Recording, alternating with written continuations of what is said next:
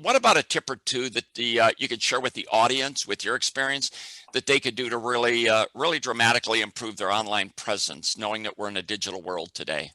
Yeah, it's definitely my favorite part, as you know. But yeah, when it comes to online presence, I always like to think about it as if I was selling my home, or if you were selling your home, you would want to design it in such a beautiful way that you attract buyers to do what?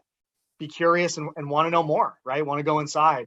So it's same thing with your online presence. When someone in your community goes to Google and they type in auto repair near me, why should that potential customer call you? Like, would you call you? Do you have that online curb appeal that they're looking for, right? So, a couple tips that I could offer, and when it comes to the online presence, is first and foremost, you have to claim your Google My Business page.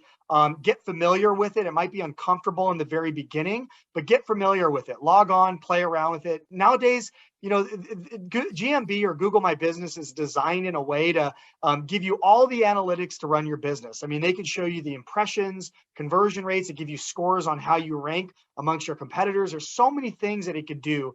So first and foremost, claim your Google page. Secondly, ask for reviews, or hire a company. I think somebody in the chat box mentioned hiring another company, but hire a company to get reviews for you.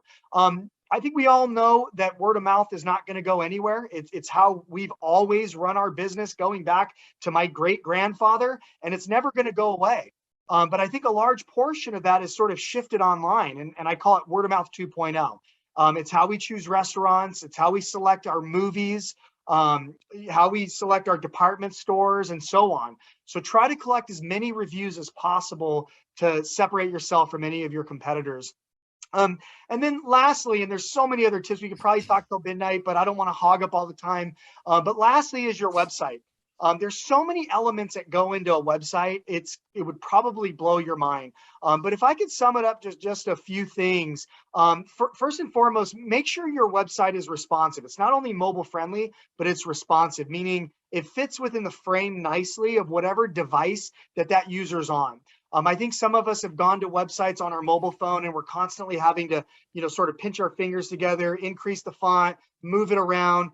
That gets annoying. And usually within about 10 seconds, I close the browser out and start shopping around to somebody else. And I think it's worth noting that 70% of people will not return back to a website if they were dissatisfied with their first experience. So make sure that the website is not only mobile friendly, but it's responsive.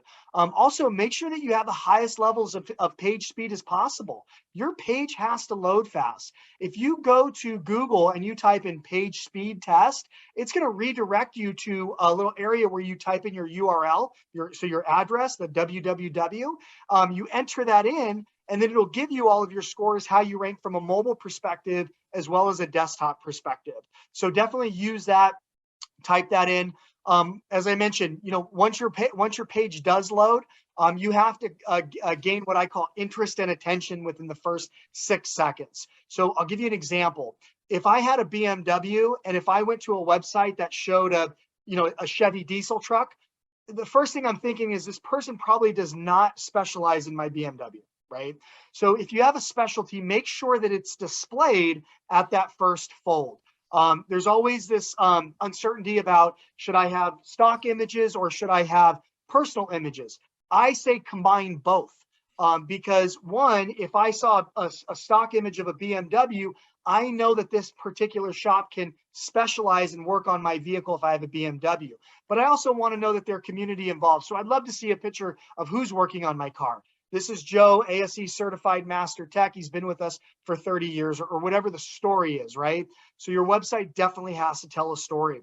And then lastly, a call to action, such as a phone number displayed at the very top. That's critical that it's displayed at the very top. It's also critical that it's a click to call. So if I find your shop on my mobile device, if I tap that button, I need to be able to go directly to your phone line, as opposed to having to try to remember the number, kind of toggling back and forth between my dialer and your website. Again, it gets annoying. Quick is easy. Quick and easy is what people want. Today, many shops also use a chat feature. So it populates at the bottom right-hand corner. So what it does is it gives those potential customers the ability to connect with you instantaneously. I know that was sort of long-winded. Hopefully I didn't hog up a lot of time, but hopefully that gives you some, just some general ideas, and maybe